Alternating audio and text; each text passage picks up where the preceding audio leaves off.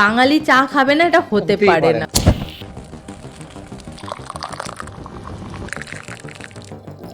আমি কারোর ওপর কন্ডিশন চাপিয়ে দিতে পারি না।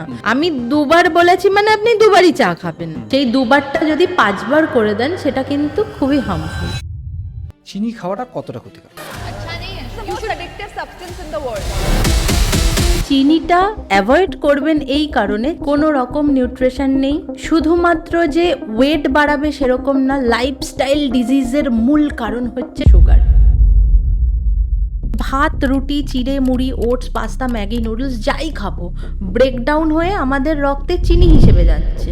এবার ওই রক্তে যে চিনিগুলো রয়েছে সেই চিনিগুলোকে ধরে একটা হরমোন ইনসুলিন ধরে ধরে নিয়ে কোষের ভেতর প্রবেশ করিয়ে দিচ্ছে। ইনসুলিনটাও স্পাইক হয়ে রয়েছে, সুগারটাও স্পাইক হয়ে রয়েছে। এবার সুগারটা কিন্তু জায়গা মতো কোষে চলে গেল, কিন্তু ওই যে ইনসুলিন যে স্পাইক হয়ে রয়েছে ওটা ডাউন হতে সময় লাগছে। গার্ড হেলথ, মানে গার্ড হেলথ নষ্ট হয়ে গেলে নাকি গ্যাস, স্কিন, হেয়ারের সমস্যা হয়। দেখুন, গাট মানে হচ্ছে আমাদের পেট। আমাদের পেট এবং আমাদের মাথা ইকুয়ালি রিলেটেড।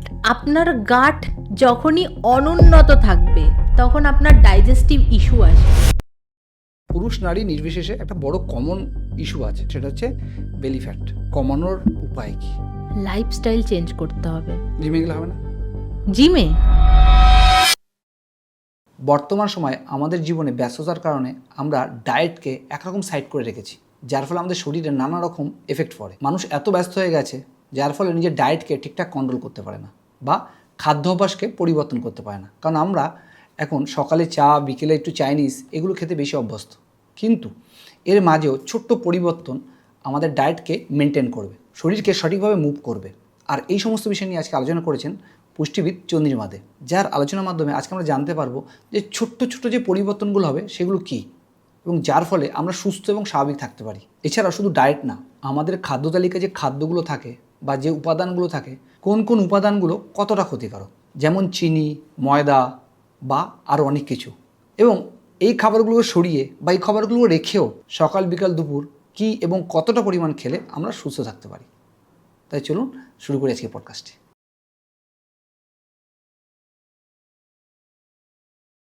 চন্দ্রিমা ম্যাম, আপনাকে আরও একবার থ্যাংক ইউ আমাদের চ্যানেলে। লাস্ট আপনি যে টিপসগুলো দিয়ে গেছিলেন ডায়েটিশিয়ানের উপরে, অনেক মানুষ অনেক কিছু বাকি রয়েছে, সেখান থেকে আজকে আপনাকে আরেকবার ওয়েলকাম। ধন্যবাদ আপনাকে।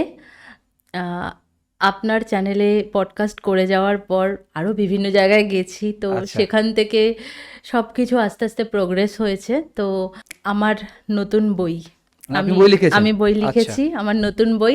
ভাবলাম আপনার কাছে, অবভিয়াসলি আপনার জন্য আমি ভেবেছি আপনার কাছে যখন যাব অবশ্যই আপনাকে বইটা গিফট করব। আপনি পড়বেন অবশ্যই, আশা করি অনেক ভালো লাগবে, যদিও এটা আপনার কাজের জন্য নয়। বাঙালি খাবারের মাধ্যমে স্বাস্থ্যকর ওজন কমানো, আমার ওজন কমানো অনেক না, আপনার ঠিকই আছে। মানে ব্যাপারটা কি হয় না, আমার কাছে বিভিন্ন রকমের পেশেন্ট আসে, এবার সেই জায়গায় দাঁড়িয়ে মানুষ না লক্ষ্য ভ্রষ্ট হয়ে যায় ডায়েট করতে করতে। কারণ কি, আমরা তো বাঙালি, এবার আমরা যদি বিদেশি খাবার দিয়ে খাদ্য তালিকা মেনটেন করতে থাকি, কদিন সেটা চলবে? একদমই ঠিক, 1 মাস 2 মাস, তারপর সে লক্ষ্যভ্রষ্ট হবেই। তাই এই বইটাতে এরকমভাবে আমি মানে ইলাবোরেটলি ডিসক্রাইব করেছি যে বাঙালি খাবার, ভাত, ডাল, মাছ, মাংস, রুটি, সবজি, এগুলো খেয়ে কনসিস্টেন্সির সাথে কি করে আপনি আপনার বডি ওয়েটকে আইডিয়াল করতে পারবেন। তো আশা করি এটা আপনার না হোক, বাকিদের কাজে। তার আগে সবাইকে বলে রাখি, এটা কিন্তু কোনো প্রমোশন পডকাস্ট নয়। বেসিক্যালি উনি আমাদের খুব একজন কাছের মানুষ। যখন আমাদের চ্যানেল একদম গ্রোয়িং স্টেজে ছিল তখন উনি এক ডাকে এসেছিলেন, এবং অনেক মানুষ ওনাকে খুব ভালোবাসা দিয়েছে, এবং যার পরিবর্তে অনেক প্রশ্নও বাকি ছিল, যার ফলে ওনাকে আরেকবার ডাকা। এবং উনি এত সুন্দর বই লিখেছে আমরা জানতামও না, উনি জাস্ট আজকে এসেই বললেন যে বই লিখেছেন, তো একটা আমাদের গিফট করলেন, তার জন্য থ্যাংক ইউ। আপনি লিখেছেন ওজন কমানো স্বাস্থ্যকর খাবারের মাধ্যমে বইতে। আমি বইয়ের প্রশ্নে যাব, মানে কেন বই লিখলেন বা হঠাৎ করে বইয়ের আইডিয়া কেন এলো, তার আগে সবার একটা কমন প্রশ্ন ছিল লাস্ট পডকাস্টটাতে, চিনি। এটা আপনিও আমাকে খেতে বারণ করলেন কিছুক্ষণ আগে। কফিতে আমাদের বললেন যে চিনি না দিয়ে। চিনি খাওয়াটা কতটা ক্ষতিকারক? চিনি এমটি ক্যালোরি। আচ্ছা, চিনির ভেতর ক্যালোরি ছাড়া কিচ্ছু নেই। কতগুলো ক্যালোরি রয়েছে, কোনো রকম নিউট্রিশন নেই, না আছে ভিটামিন, না আছে মিনারেল, কিচ্ছু নেই। তো চিনি খেলে আমাদের গুড হরমোন রিলিজ হয়। Good hormone release? ইয়েস, আচ্ছা, মানে বেরিয়ে যায়, ব্রেনে রিলিজ হয়, ডোপামিন রিলিজ হচ্ছে। আচ্ছা, ওকে। তো এটা একটা ক্রেভিংস হয় না, সুইট ক্রেভিংস কেন হচ্ছে? চিনিটা আমাদের ভালো লাগা, ওটা আমাদের হ্যাপি হরমোনকে রিলিজ করছে। এবার আপনি ধরুন চিনি খেলেন, আপনার হ্যাপি হরমোন রিলিজ হলো, আপনার একটা ভালো ফিলিংস হলো ভেতর থেকে। এবার আপনি 2 দিন বাদে আবার মিষ্টি দেখলেন, আপনার ওই ফিলিংসটা আপনি খুঁজে খুঁজে পেতে চাইবেন, তাই না? তো ঘটনা এটাই যে আপনি চিনিটা অ্যাভয়েড করবেন এই কারণে, চিনি হচ্ছে এমটি ক্যালোরি, ওর ভেতর ক্যালোরি ছাড়া কিচ্ছু নেই, কোনো রকম নিউট্রিশন নেই। শুধুমাত্র যে ওয়েট বাড়াবে সেরকম না, লাইফস্টাইল ডিজিজের মূল কারণ হচ্ছে সুগার। ওকে, একদম, মানে চিনি আমাদের উপকার কিছু করে না, শুধু স্বাদ কোনো রকম পাওয়ার জন্য। এক্স্যাক্টলি তাই। ওকে, এক্স্যাক্টলি তাই। চিনির ভেতরে শুধু আর্টিফিশিয়াল সুইটনার আছে, আর কিচ্ছু নেই। এর রিপ্লেস কি থাকতে পারে?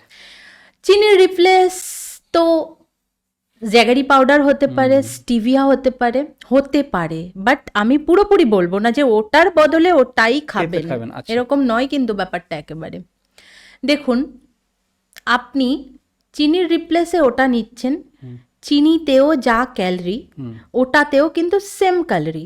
পার্থক্যটা কোথায়? ওতে কিছু মাইক্রো নিউট্রিশন রয়েছে, মানে কিছু ভালো জিনিস রয়েছে, এক্স্যাক্টলি, আয়রন রয়েছে, কিছুটা মিনারেল রয়েছে, যেরকম গুড়ের ভেতর।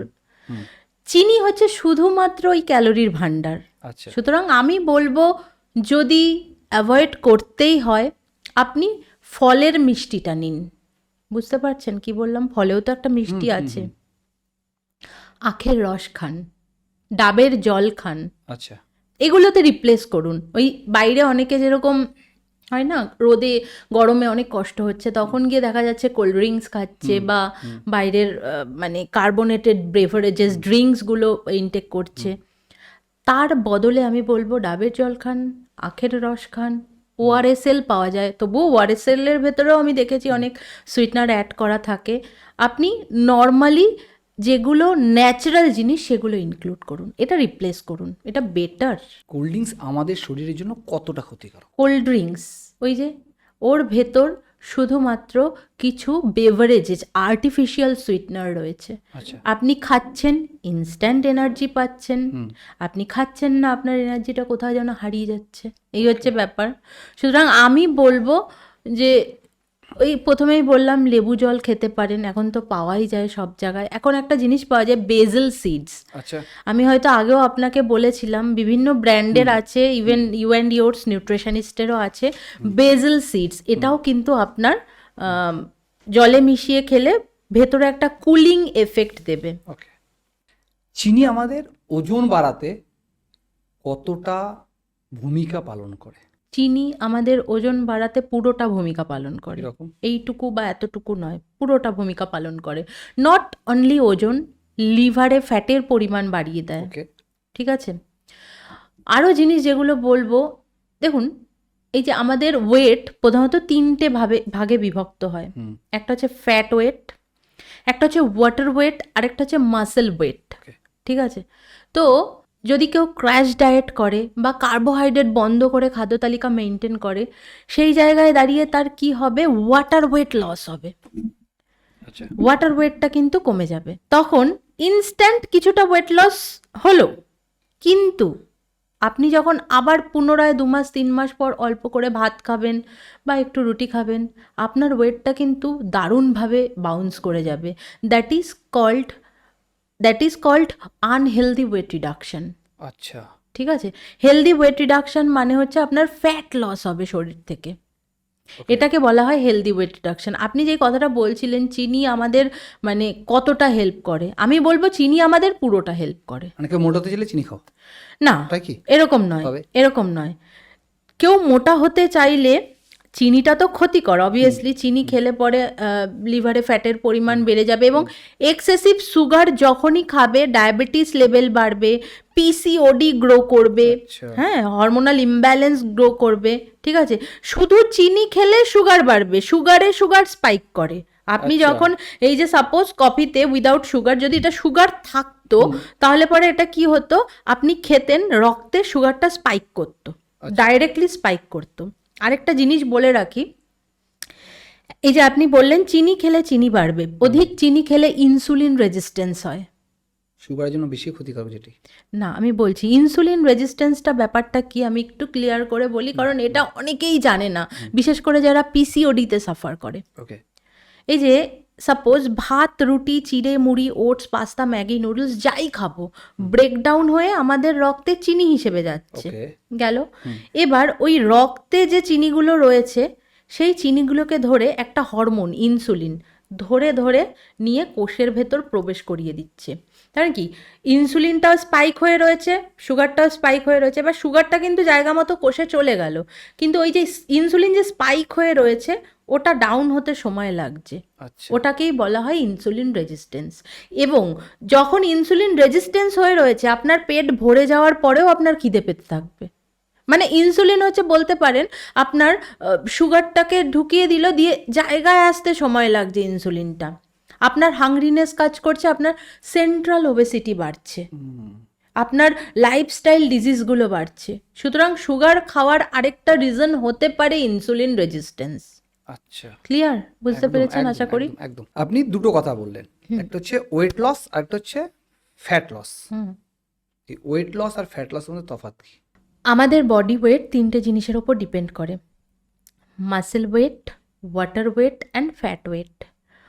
Water weight reduction is only weight reduction, fat weight reduction is that is healthy weight reduction।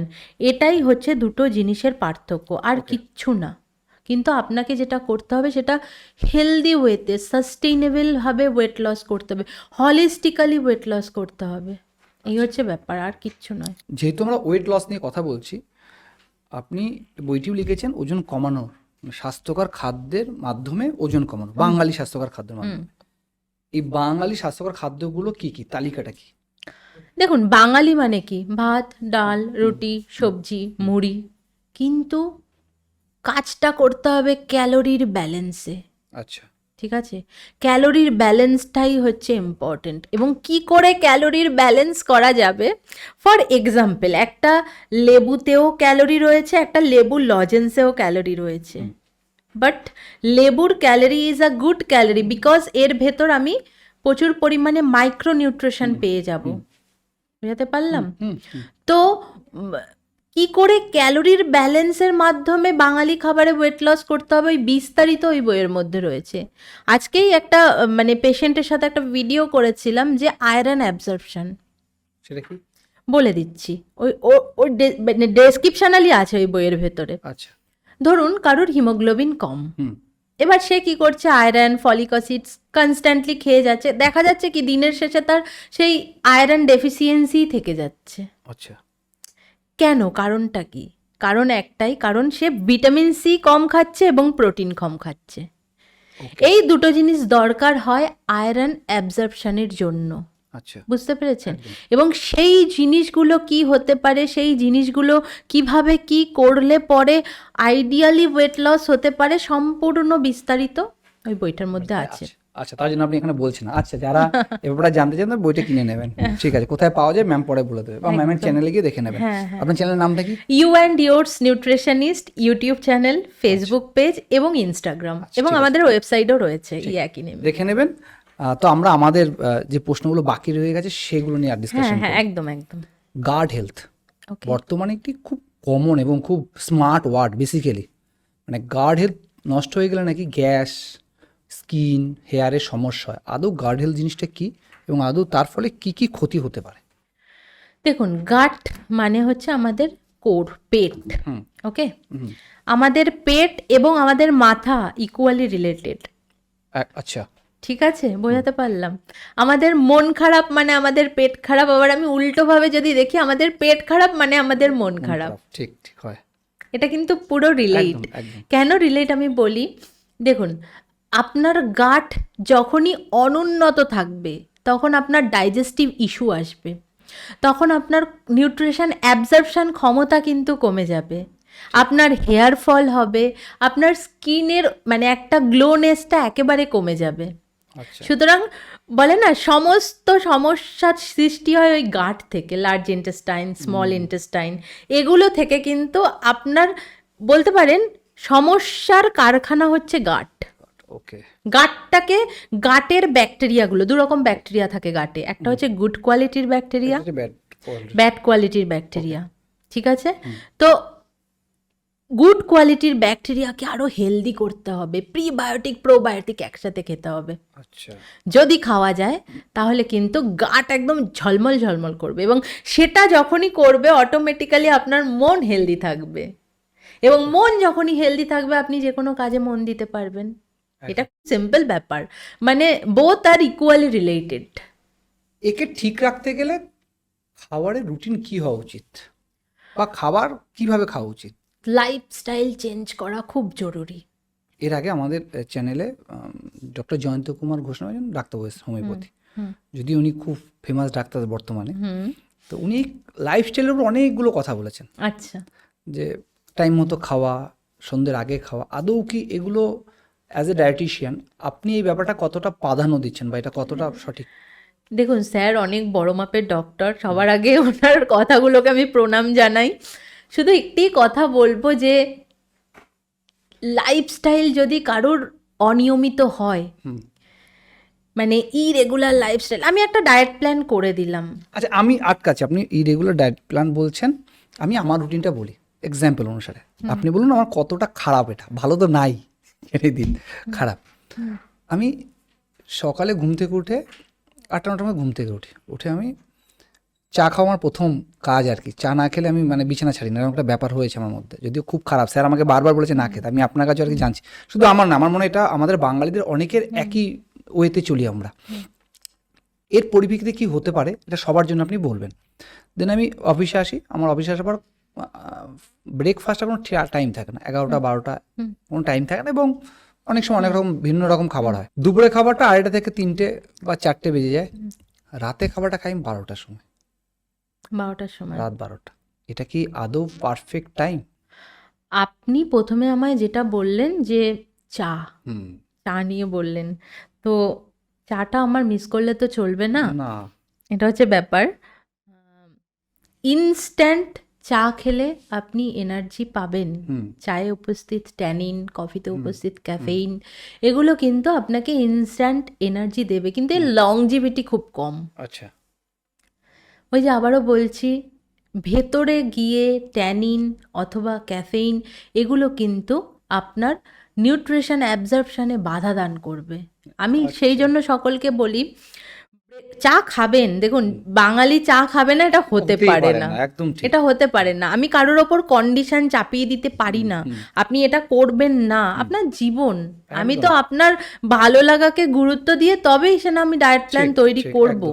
হ্যাঁ, সেই জিনিসটাকে আপনাকে কন্ট্রোল করতে হবে, ব্যাপারটা বুঝতে পেরেছেন?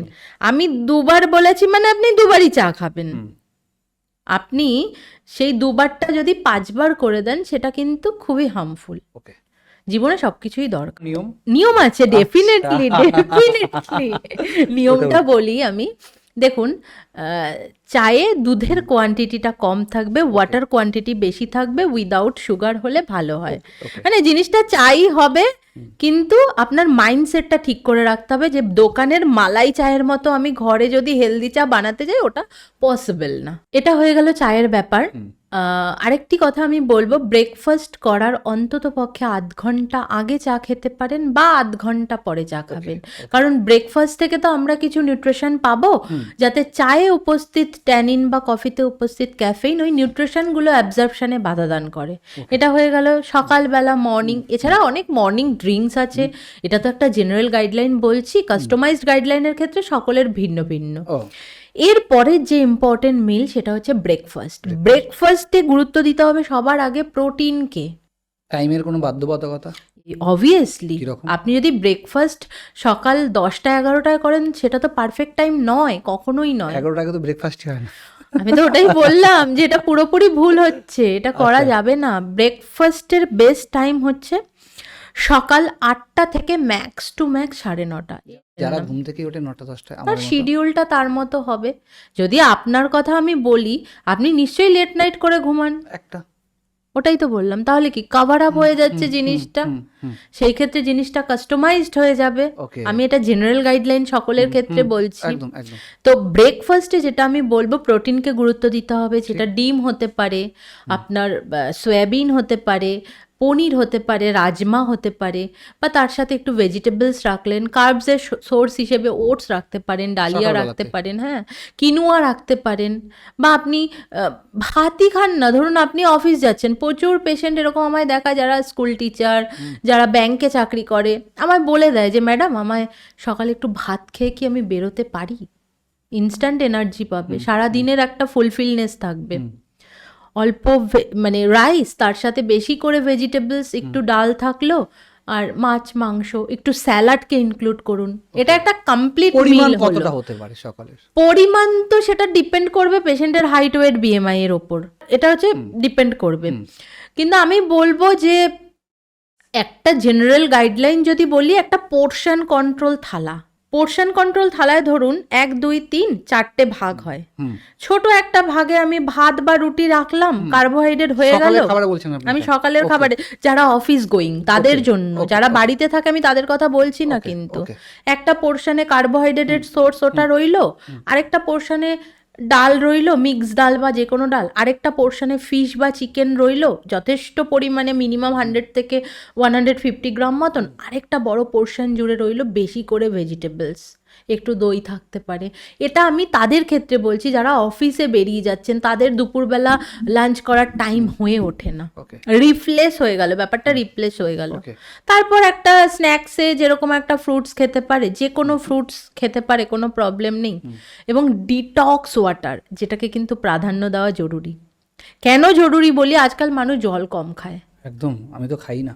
ওটাই বললাম, কাজের চাপে জলকে ভুলে যাওয়া হয়, কিন্তু আমাদের ভেতরের অর্গানগুলোকে তো, মানে জল বা ওই ডিটক্স ওয়াটার, এগুলো হচ্ছে ফুয়েল, মানে কি বলবো, ওই মোবিলের মতো কাজ করবে ভেতরে ঢুকে।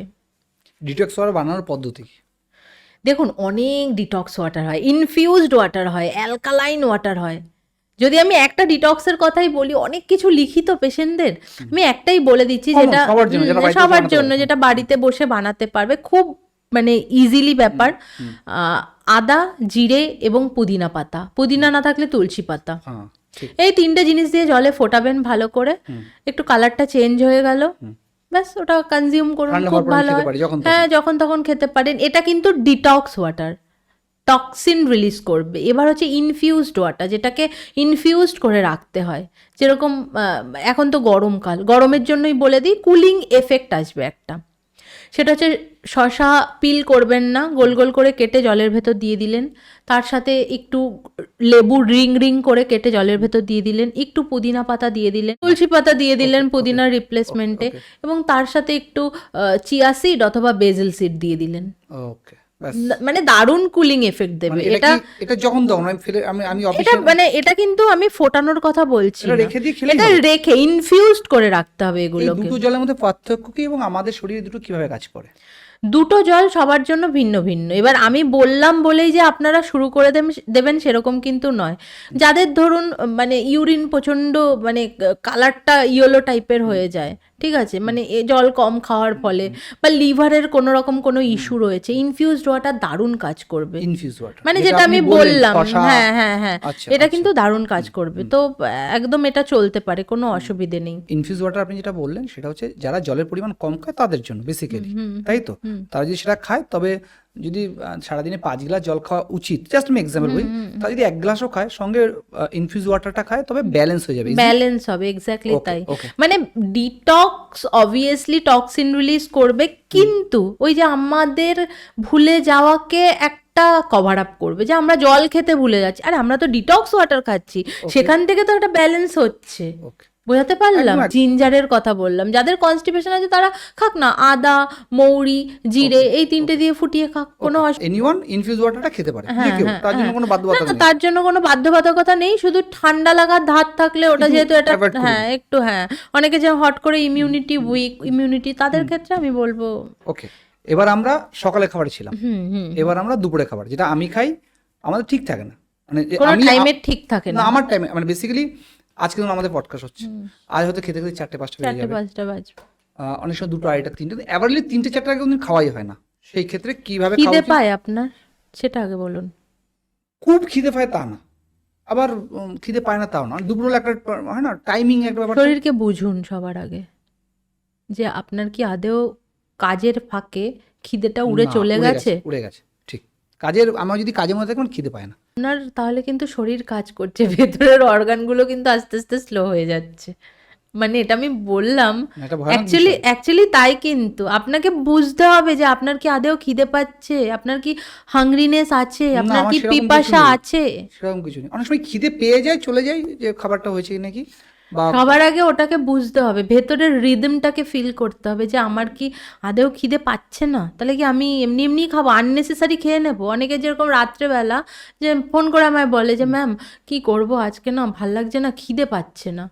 খেও না, তোমার খেতে হবে বলে খাবো সেটা তো কোথাও লেখা নেই যে আমি ডিনার করি বলে আমার ডিনার করতেই হবে, সেরকম কোনো ব্যাপার নেই। কিন্তু আমাদের ভেতরের অর্গানগুলোকে আমাদের ফিল করতে হবে, বুঝতে হবে যে আদেও কি আমার খিদে পাচ্ছে, আদেও কি আমার মনে হচ্ছে যে আমাদের পিপাসা লাগছে বা এই জাতীয় সমস্যাগুলো হচ্ছে, আদেও কি এটা হচ্ছে। এই শরীরকে বোঝা সবার আগে দরকার। একদম, শরীরকে আমরা যদি শরীরকে না বুঝি তাহলে তো কিছু বুঝেই কোনো লাভ নেই। মানে আমার শরীর বা আমার মন বা আমার আত্মা কি চাইছে। মেন্টাল হেলথ কিন্তু বিশাল বড় ম্যাটার করে।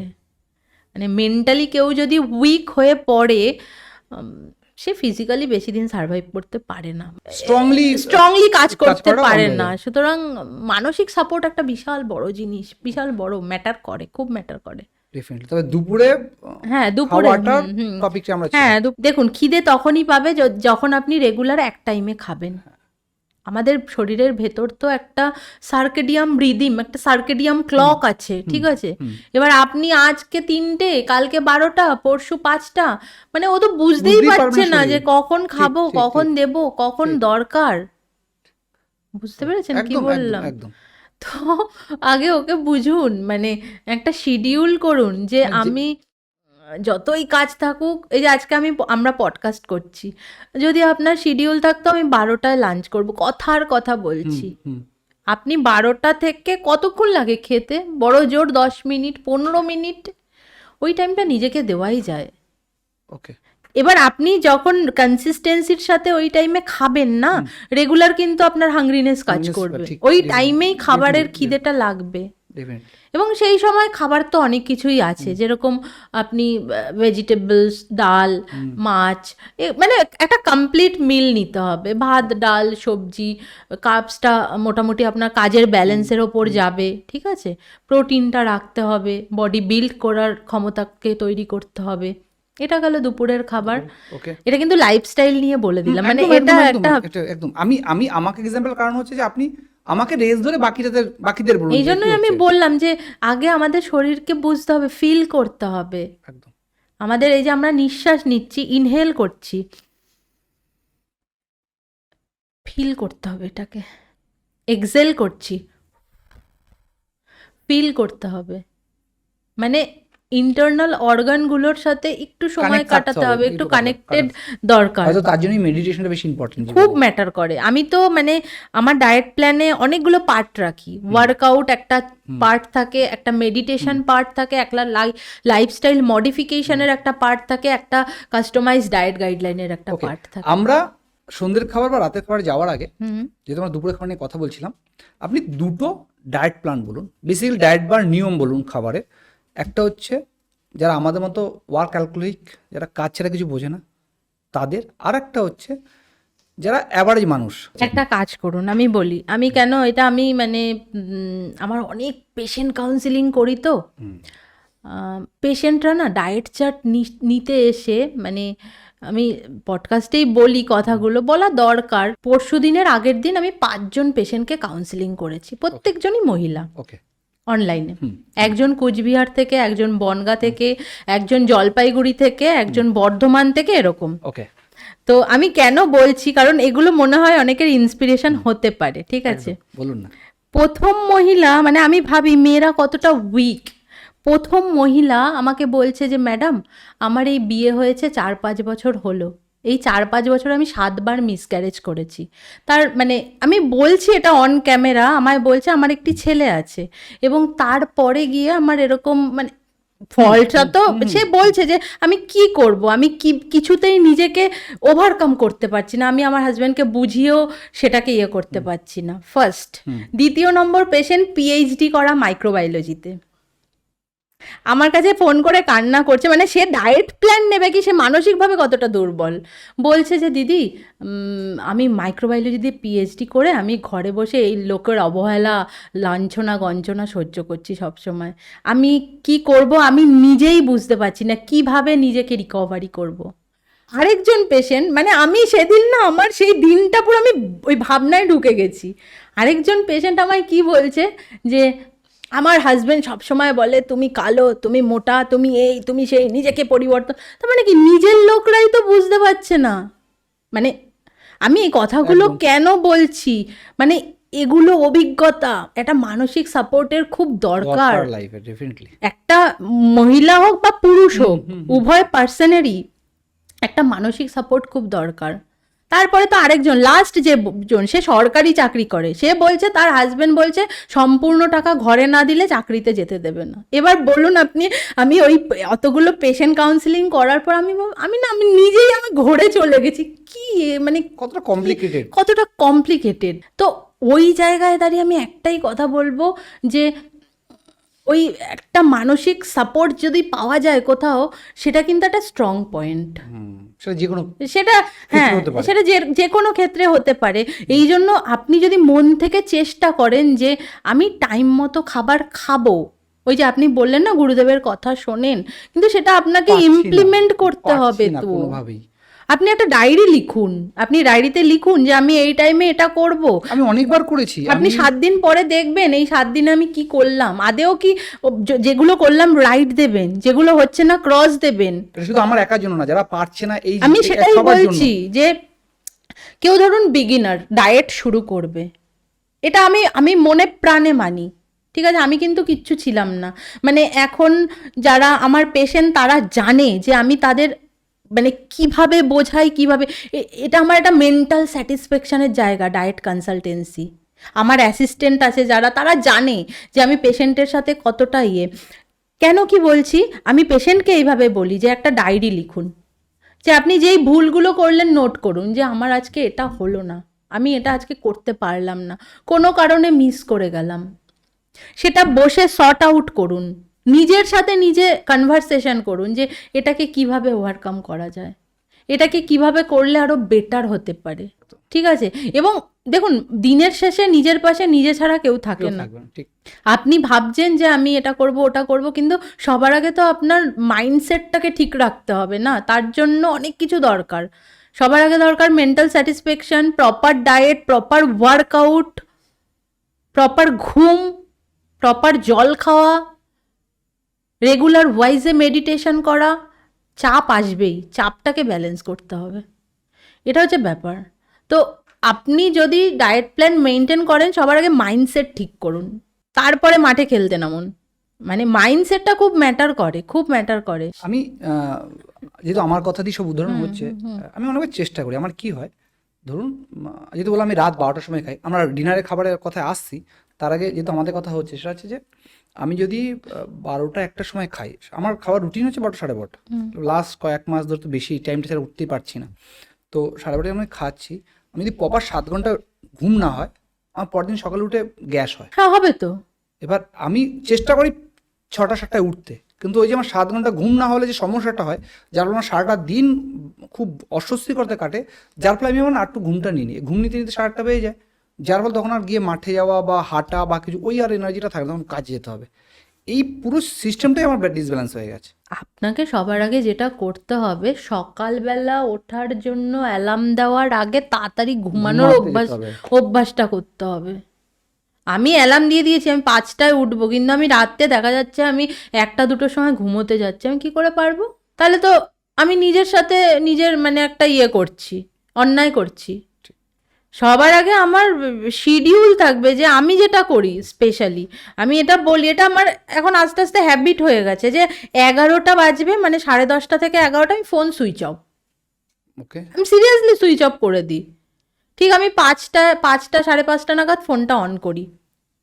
ফোনটা সুইচ অফ মানে কি মাইন্ডটাও সুইচ অফ হয়ে গেল, এটা কিন্তু একটা কানেকশন হয়ে যায়, ভীষণ ভীষণ, তাই না? একদম একদম এটা। ল্যাপটপ লগ আউট মানে কি মাইন্ডটাও আমার লগ আউট করে দিলাম, তখন আমি আর আমার মনের সাথে আমি থাকবো, আমার থট, আমার ক্রিয়েটিভিটি, আমার হ্যান ত্যান, আমার ঘুম, আমার রিল্যাক্সেশন, আমার শরীরের ইন্টারনাল মানে হেলথকে হিলিং করা, এগুলো এগুলো তো গ্যাজেটস, এগুলো থেকে একটা টাইম একটু দূরে থাকা দরকার মাঝে মধ্যে।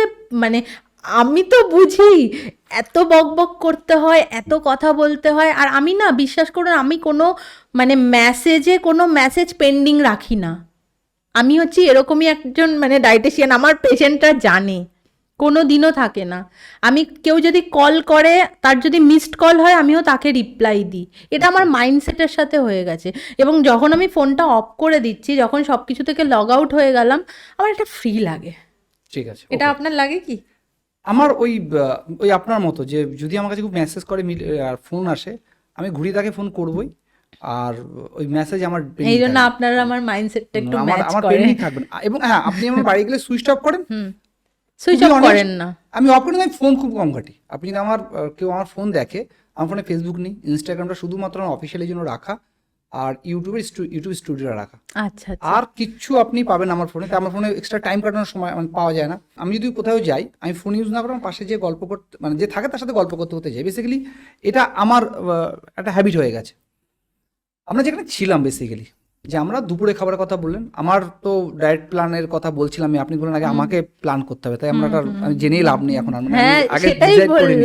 বাট সাধারণ মানুষদের জন্য, যারা লেট নাইট ঘুমায় বা যারা একটা কলেজ স্টুডেন্ট, তাদের জন্য বেসিক ডায়েট কি হওয়া উচিত, একদম মানে রুটিনটা কি খাবে না খাবে সেটা ম্যাটার না, কিভাবে চলবে সেটা, কিভাবে চলবে, লাইফস্টাইল কেমন হওয়া উচিত। একদম একদম। দেখুন, মিনিমাম 3.5 থেকে 4 লিটার জল খেতে হবে, এটা মাথায় রাখতে হবে। মিনিমাম 7 থেকে 8 ঘন্টা ঘুমোতে হবে, এবং সেটা গভীর নিদ্রা, মানে ওই আনইজিনেস, ঘুমিয়ে রয়েছি, সকাল হয়ে গেল, সবই বুঝতে পারলাম, এরকম টাইপের ঘুম কিন্তু নয়। ঠিক আছে?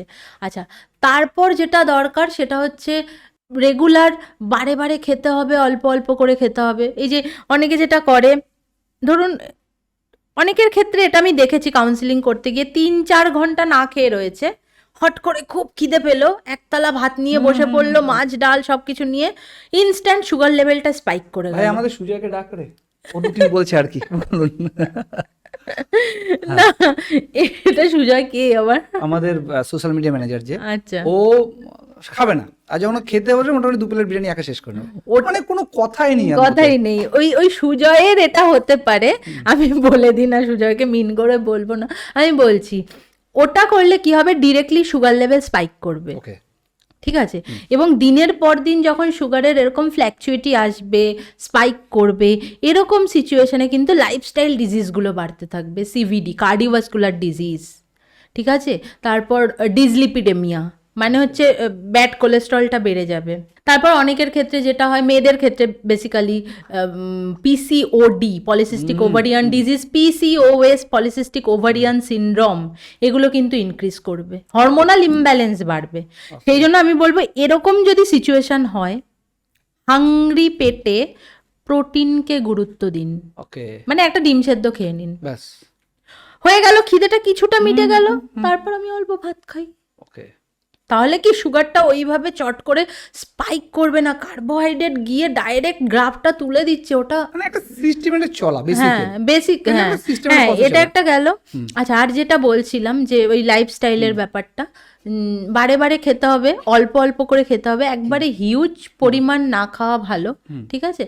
আর ওয়াটার ইনটেকটা বললাম, ঘুমের ব্যাপারটা বললাম, রেগুলার, এখন স্ট্রেসফুল লাইফে রেগুলার মেডিটেশন করা উচিত, প্রত্যেকটা মানুষের করা উচিত। রোজ মেডিটেশনকে শক্ত হাতে গুরুত্ব দিতে হবে। সেটা বসে জব করুক, ধ্যান জব করুক, গান শুনুক, যা করুক, গান শুনুক, যা ইচ্ছা তাই এক করুক, জায়গায় শান্ত কিন্তু হয়ে সেটা বসে মানে হতে পারে, দেখুন মেন কথা চোখ বন্ধ করে ফিল করতে হবে, নিজের ব্রিথকে ফিল করুন, রিভার্স কাউন্ট করুন 100 থেকে 1 অবধি, জেড থেকে এ অবধি, ঠিক আছে? ভ্রামরি বলে একটা ব্যায়াম আছে, ওটা করতে পারেন, ঠিক আছে? ভামরি মিন্স চোখ, হ্যাঁ, চোখ কান আটকে নাক নিঃশ্বাস নিয়ে দিয়ে মাইন্ডটা অনেকটা ফ্রেশ হবে, ঠিক আছে?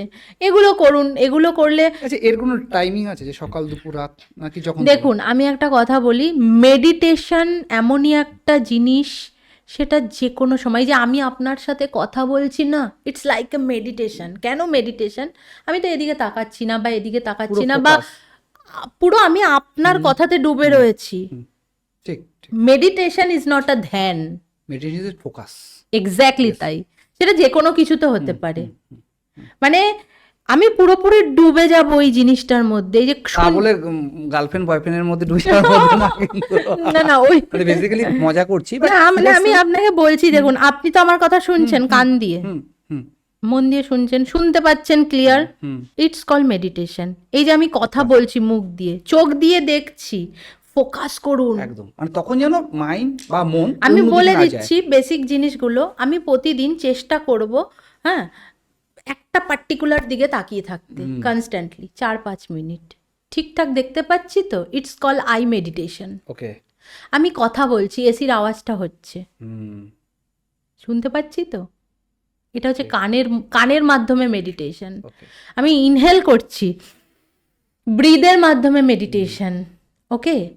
তারপর সাউন্ড মেডিটেশন হয়, ওম একটা মেডিটেশন, ঠিক আছে? স্মেল মেডিটেশন হয়, আশেপাশে কি গন্ধ আছে, কিরকম স্মেল, এটা এক প্রকার মেডিটেশন, ঠিক আছে?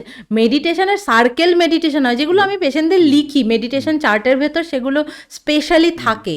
তো প্রত্যেকের ক্ষেত্রে মেডিটেশন প্রসিডিওরও ভিন্ন ভিন্ন, এবং যত বেশি মানুষ ফোকাস থাকবে তত বেশি দুশ্চিন্তা কম হবে, কনসেন্ট্রেশন বাড়বে তো না, কোনো কাজের প্রতি একাগ্রতা বাড়বে। সে যাই হয়ে যাক, আমি আমার কাজ করব, একদম সময় লক্ষ্য ভ্রষ্ট হবে না, এই হচ্ছে ব্যাপার।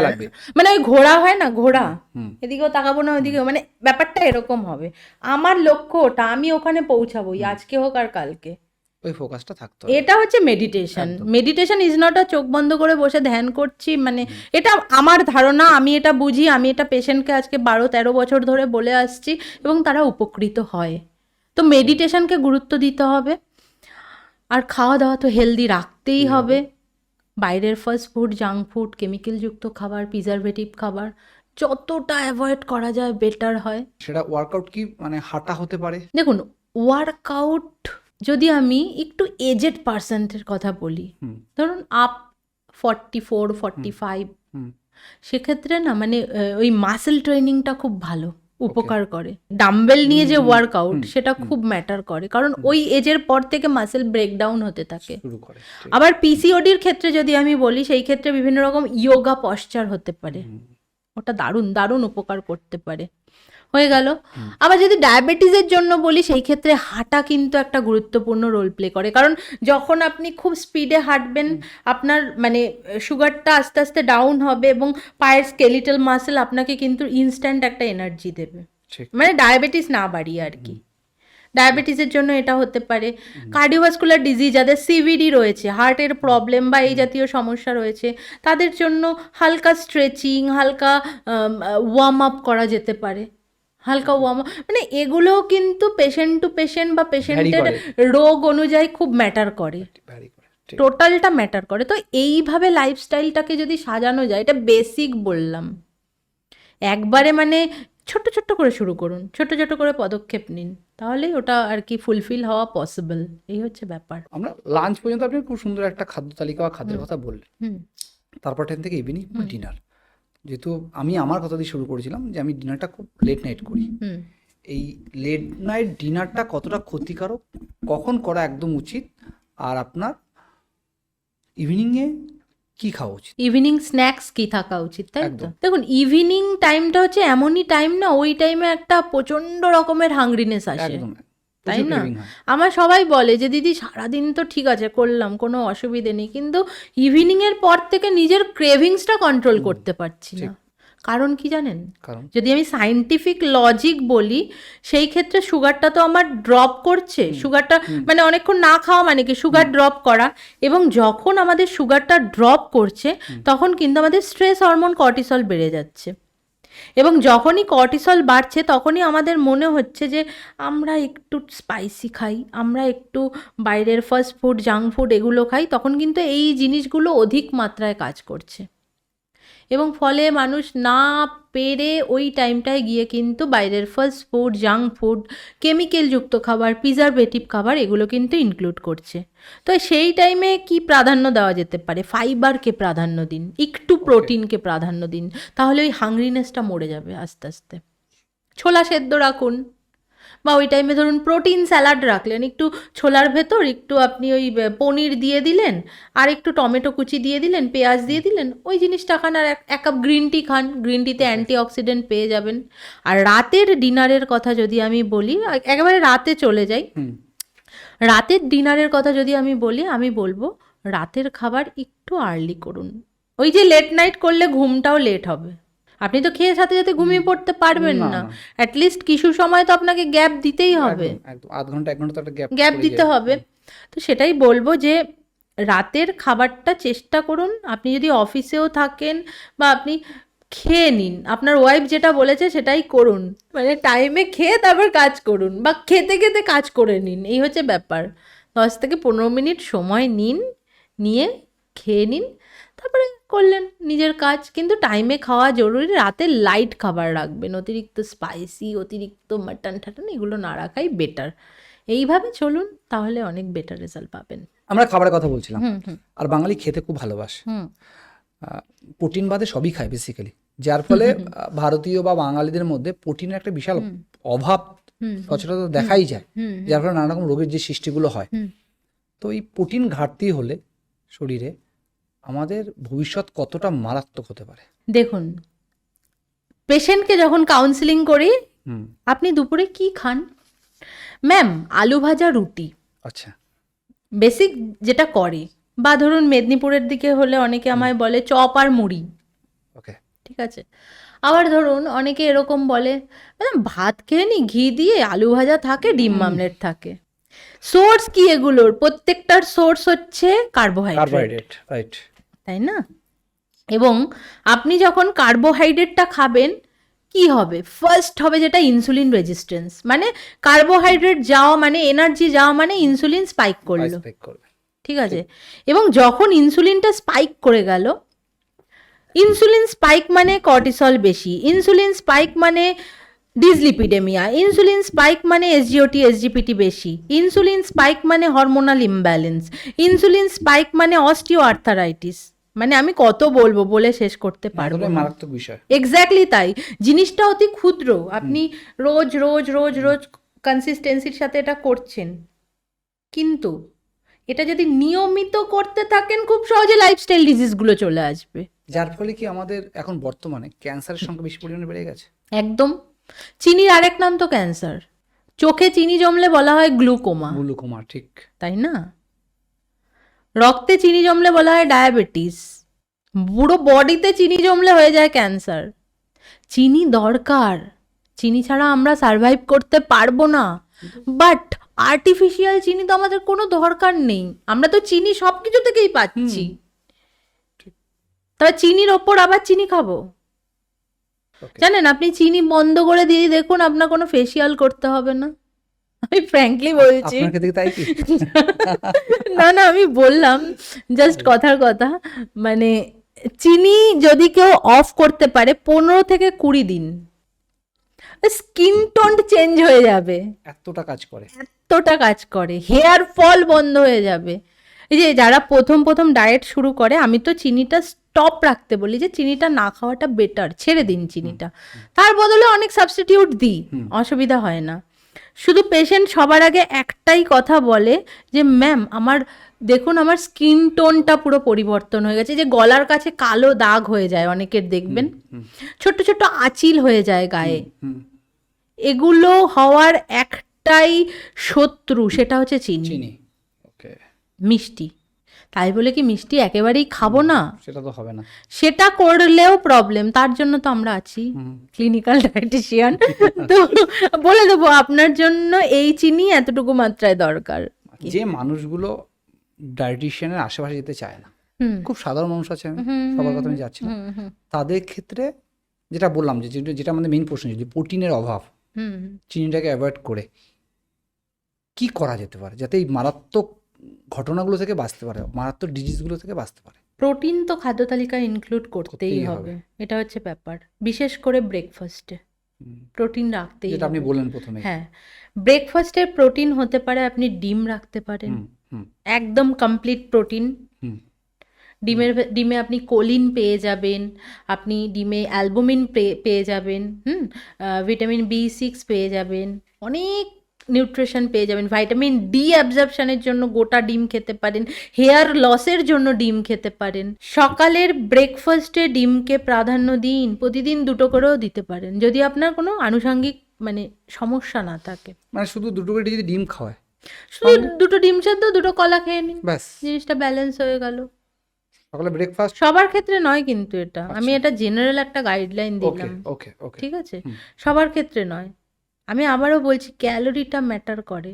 সেই মানুষটা যদি এরকম রোগা পাতলা হয়, ঠিক আছে, দেখুন রোগাটা কিন্তু যে হেলদি সেরকম নয় কিন্তু, না না না, একদমই নয়, ঠিক আছে? আপনি রোগা মানে যে আপনি পুরোপুরি পুষ্টিকর সেরকম নয়, বা এ মোটা এ পুরোপুরি মানে ফিট নয় সেরকমও নয়। তার ভেতরে রয়েছে, তার ব্লাড রিপোর্টে অনেক গন্ডগোল রয়েছে, তার ডিসলিপিডেমিয়া রয়েছে, হ্যান ত্যান রয়েছে। মানে মোটা রোগা দিয়ে রোগ নির্ধারণ করা যায় না কখনো। তো প্রোটিনটাকে তো খেতেই হবে, ঠিক আছে? তো সেটা ভেজ প্রোটিন হতে পারে, নন ভেজ প্রোটিন হতে পারে, সেটা মাছ, সকালবেলা মাছ ভাজা রাখুন না, কোনো ক্ষতি নেই। তেলের মাছ ভাজা, তেলের মাছ ভাজা না, আমি বলছি শুনুন, মাছ ভাজারও প্যাটার্ন আছে, কি করে করা যায়। আপনি স্টিম করে একটু ভাপিয়ে নিয়ে অয়েল ব্রাশ করে ভাজুন, তাতে ওই তেলটা সোক করবে না। অনেক রকম প্রসিডিওর আছে যেগুলো আমি বলি পেশেন্টদের। ওই প্রসেসে ভুলটা কোথায় হচ্ছে? জিনিসটা তো প্রোটিন যাতে নষ্ট না হয় সেইভাবে জিনিসটাকে কুক করতে হবে। আমরা তো প্রোটিন ভেবে খাই না, আমরা স্বাদ ভেবে খাই, যে আমাদের স্বাদ কোনটা ভাল লাগছে, কি দিলে ভাল লাগছে, যার ফলে গিয়ে আজ এত রোগের সৃষ্টি হয়েছে। টেস্টি খাবার যত খাবেন আস্তে আস্তে মানে তত রোগকে ডাকবেন, বেসিক্যালি এক কথা আহ্বান করবেন যে আসুন আমার শরীরে বাসা বাঁধুন। এই যে এটা আবারও বলছি যে এটা না একটা জেদ থাকা দরকার, একটা মানে অ্যাঙ্গার থাকা দরকার যে আই ক্যান ডু ইট, এরকম একটা ব্যাপার। আমি আমার ফ্যামিলিকে এবং আমাকে ভালো রাখবো, এটা হচ্ছে ব্যাপার। এবং সেটা তো ওই যে আমি প্রথমেই বললাম যে একটু ঠিক টাইমে খাওয়া।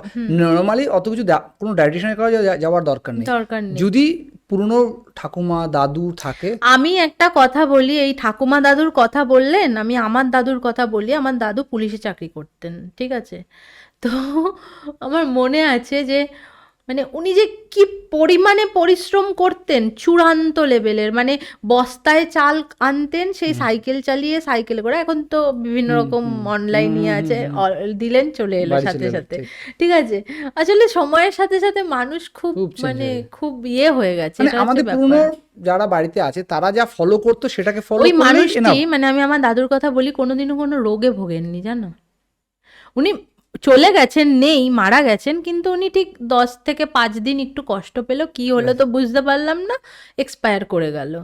কিন্তু এই যে ডায়াবেটিস, থাইরয়েড বা এই নিয়ে কষ্ট পাচ্ছে, ক্যান্সার, বিছনায় শয্যাশায়ী, কোনোদিন দেখুন না, আগেকার মানুষদের একটা অ্যাভারেজ এজ ছিল নিয়ার অ্যাবাউট 80 to 90। আগেকার দিনে ডায়েটিশিয়ান ছিল বলুন তো, কিন্তু 80 বছর বাঁচতো অ্যাভারেজ, সেটা এখন দাঁড়িয়েছে 60 উইথ রোগ, ইনক্লুডিং বড় বড় ডিজিজ নিয়ে। কিন্তু আগে ডায়েটিশিয়ান ছিল না। আগে আমাদের ধর্মের নিয়ম রীতি অনুসারে মানুষ চলতো, খাওয়া দাওয়া করতো, সন্ধ্যের সাথে সাথে খেত, সন্ধ্যের সময় খেতে নেই, বাতি পড়তো, সকালে উঠে সূর্য ওঠার আগে উঠে খাওয়া, মানে কত কি নিয়ম ছিল। আগে খাবারে এত ভেজালও ছিল না। এটা আপনি আগে সেটা আসুন, আমাদের কাজটা কেন বেড়েছে, কোন খাবারে বেভারেজ বেশি। ভেজালের থেকেও বড় কথা আমি বলবো, আমরা আগে তো স্বাদ খুঁজিনি। আমাদের এক্সপেকটেশন কম ছিল একদম। সবথেকে আমরা তো বড় স্বাদ কথা। খুঁজিনি, আমরা আমার কষ্ট হচ্ছে, আমি অ্যাডজাস্ট করে নেব, এই থট প্রসেসটা ছিল, কিন্তু এখনকার দিনে নেই, নেই। একদম নেই। এখন আগে আমার পেঁপে খেতে ইচ্ছে করলে আমার বাড়ির আশেপাশে পেঁপে গাছ থেকে পেঁপে খেতাম, এখন আমরা বাজার থেকে কিনি, যেটা চাষের হয়, যেখানে অনেক ভেজাল থাকে। হ্যাঁ হ্যাঁ হ্যাঁ, এগুলো নিয়ে আমরা যদি করি সেই ক্ষেত্রে কিন্তু আমাদের ধীরে ধীরে রোগটা আস্তে আস্তে আরো গ্রো করছে, লাইফস্টাইল ডিজিজ, বিভিন্ন রকম রোগগুলো আস্তে আস্তে আস্তে আস্তে বেড়ে চলেছে। তো ওই আগেকার দিনের সাথে এখনকার দিনের কোনো তুলনাতেই আসবে না, কারণ আপনি তো আগের যুগটাকে ফিরিয়ে আনতে পারবেন না, কোনোভাবেই সম্ভব না, মানে ইটস নট পসিবল। হয়েছিল জানেন তো, কোভিডের সময় হয়েছিল, বাবা হয়েছিল তো একদম। কোভিডের সময় মানুষ অনেক কিছু শিখেছে, অনেক কিছু জেনেছে, এক্স্যাক্টলি তাই। আগেকার সময় ফিরে গেছে, মানে ওটা আলাদা একটা টাইম ছিল। যেমন আমাদের জীবনে অনেক কিছু শিক্ষা দিয়ে গেছে, যেমন ঘরবন্দি করেছে তেমন অনেক শিক্ষাও দিয়ে গেছে। সে তো বটেই, ওই শিক্ষা দিয়েই তো মানুষ শেখে না। একদম, একদমই তাই। যেটা হচ্ছে মহিলাদের মনোপজের সময় ওজন বেড়ে যায়, এবং যার ফলে কি নানা রকম খাবার দাবার ক্রিভিংস হয়। এখান থেকে এটা কেন হয়? প্রথমত কোন হরমোনের কারণে হয়, কেন হয়, এখান থেকে বাঁচার উপায় কি আছে? দেখুন, মেনোপজ টাইমে, মানে আমি যদি একটা মেয়ের কথা বলি, একটা মেয়ের না পুষ্টির চাহিদা একটু হলেও পুরুষের তুলনায় বেশি থাকা দরকার। কেন দরকার? কারণ একটা মেয়ে তো তার বাচ্চা বেলা থাকে, তারপর সে আস্তে আস্তে আস্তে আস্তে বড় হয়, এবং তারপর আস্তে আস্তে তার মানে পিরিয়ডের সম্মুখীন হয়, তারপর সে মা হয়, তারপর মানে ওই আপস অ্যান্ড ডাউন চলতেই থাকে। মেনোপজ টাইমে যেটা কি হয়, ইস্ট্রোজেন লেভেলটা কিন্তু অনেকটা কমে যায়, এবং তার থেকে আসে কি ভ্যাজাইনাল ড্রাইনেস কাজ করে, ঠিক আছে, একটা শরীরের ভেতর ইরিটেশন কাজ করে, হেয়ার ফল হওয়া, মুখে প্রচুর পরিমাণে পিগমেন্টেশন হওয়া, বা ওই বলে না হট ফ্ল্যাশেস যেটাকে বলা হয়, মানে মুড সুইং করা। এই আমি হট ফ্ল্যাশেস ব্যাপারটা কি বলি, এই হট করে গরম লাগছে আবার হট করে ঠান্ডা লাগছে, এটা কিন্তু মেনোপজ টাইমে হয়। অনেকে এই জিনিসটা বুঝতে পারে না যেটা আমার কি হচ্ছে।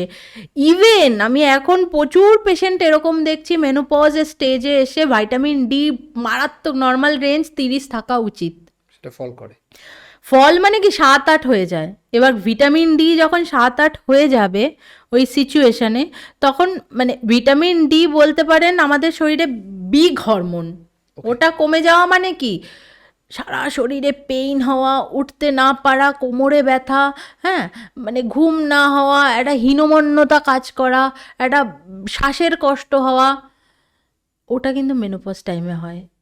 ইভেন এখন তো ফ্ল্যাট কালচার সব জায়গায়, মানে কলকাতার দিকে বেসিক্যালি রোদের আলো গায়ে পড়ে না, ওই সারাক্ষণ এসি চলছে, এসির মধ্যে। আমাকে তো রোদে একটু দাঁড়াতে হবে, রোদে নেই ভিটামিন ডি, কিন্তু রোদের আলো গায়ে পড়লে পরে আমাদের শরীর ভিটামিন ডি শোষণ করে, আমাদের শরীর ভিটামিন ডি শোষণে উপযোগী হয়ে ওঠে। তো সেই টাইমটুকু তো নিয়ে গিয়ে আমাকে দাঁড়াতে হবে, দিতে হবে, তবে গিয়ে অ্যাবজর্পশন হবে। তো ওইটাই বলবো যে মেনোপজ স্টেজে সবথেকে ইম্পর্টেন্ট যে নিউট্রিশনের চাহিদা ক্রাইটেরিয়া খুব ফুলফিল করতে হবে। ভিটামিন ডি সমৃদ্ধ খাবার খেতে হবে, ক্যালসিয়াম সমৃদ্ধ খাবার খেতে হবে, প্রোটিনকে গুরুত্ব দিতে হবে, হ্যাঁ, মিনারেলগুলোকে গুরুত্ব দিতে হবে, তাহলে জিনিসটা ব্যালেন্স হবে। মানে একটু কেয়ারফুলি চলতে হবে। হ্যাঁ, একদম একদম কেয়ারফুলি তো চলতেই হবে, কারণ ওই টাইমটায় যদি আপনি কেয়ারফুলি না চলেন তাহলে আরও নানা রকম রোগ ডেকে আনবেন, বিশেষ করে অস্টিও আর্থারাইটিস ডেকে আনবেন, হাঁটুর ইনফ্লামেশন তৈরি হয়ে যাবে। বা ধরুন মেনোপজ টাইমে যেটা হয় যে এই ভ্যাজাইনাল ড্রাইনেস, একটা ইনফ্লামেশন শরীরের ভেতর সবসময়, ওই সময় অ্যান্টি ইনফ্লামেটরি ডায়েটটা খুব দারুণ কাজ করে, মানে ভেতরে ইনফ্লামেশনগুলো কাটানোর জন্য। সেই টাইমটায় কিন্তু অবশ্যই মহিলাদের গুরুত্ব দিতে হবে, এইভাবে ব্যালেন্স করতে হবে।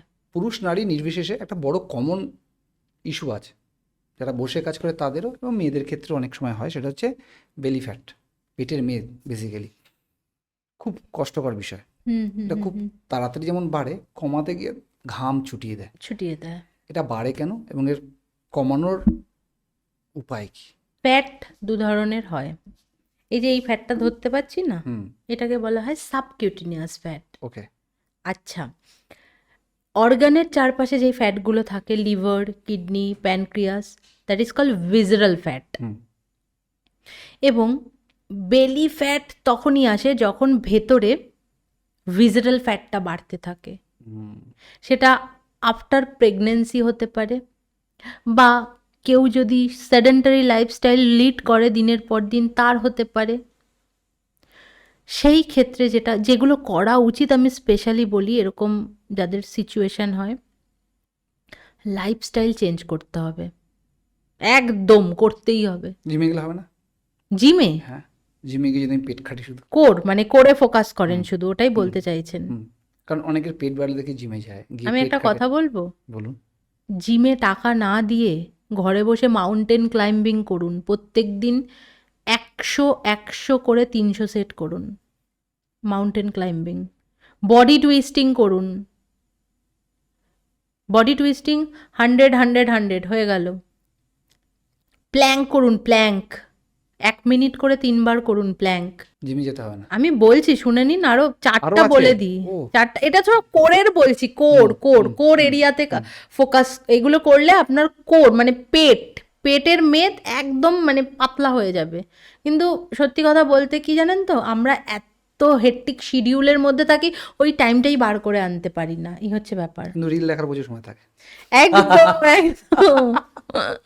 এটা একটা গেল। তারপর আপনি বাটারফ্লাই করতে পারেন, ঠিক আছে, বডি টুইস্টিং করতে পারেন, টুইস্টিং মেশিনে বডি টুইস্টিং করতে পারেন, ইভেন সিট আপ দিতে পারেন। এগুলো সব কোর ওয়ার্কআউট প্ল্যান। এগুলো করতে তো কোনো মেশিন লাগবে না, জিমের কোনো মেশিন লাগবে না, বাড়িতে বসে সম্ভব। ওই আবারও বলছি মাইন্ডসেট, যে আমি 5টায় উঠবো, 1 ঘন্টা আমি ওয়ার্কআউট করব। ঝড় বৃষ্টি বাদল তুফান সুনামি যাই আসুক না কেন, আমি করব। আমার এরকম অনেক পেশেন্ট আছে, সুপর্ণা বা মধুমিতা, এরকম আমার অনেক মানে ভালো ভালো পেশেন্ট আছে। এরা যেদিন ওয়ার্কআউট না করে সেদিন আমায় বলে, ম্যাম আজকে ওয়ার্কআউটটা করলাম না, কি জানি একটা হয়নি, ফাঁকা ফাঁকা লাগছে। ওকে, ঠিক আছে। তো যদি কেউ ধারাবাহিকতার সাথে প্রপারলি করতে পারে, ও বডি ওকে সিগন্যাল দেবে, তুমি হেলদি হচ্ছ, তুমি ভালো আছো, ইউ ফিলিং বেটার, এটাই, আর কিছুই না। আর বেলি ফ্যাট এগুলো করলে তো ডাউন হবে। খাবারের কথা বলি, লাইফস্টাইল চেঞ্জ করতে হবে, সকালের ব্রেকফাস্ট টাইমে করতে হবে, রাতের ডিনার আর্লি করতে হবে।